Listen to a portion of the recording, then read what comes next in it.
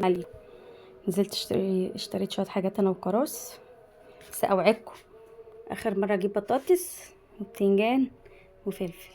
جبت فلفل وبطاطس وجزر طماطم تنجان شويه توابل. جبت الشمع بتاع الفلتر. جبت بقى لاحلى كراس في الدنيا 3 اطقم دايس. بصوا الالوان حلوه ازاي، هو اللي مختاره. وجبت الكوتش دوت بقى لابو العيال عشان هو جاب لنا كلنا في العيد وهو ما جابش. تقولي له ايه رايكم بامانه؟ ذوقي حلو ولا مش حلو؟ ايه رايكم في حته الكوتشيه دي؟ يا ترى هتعجبه ولا لا؟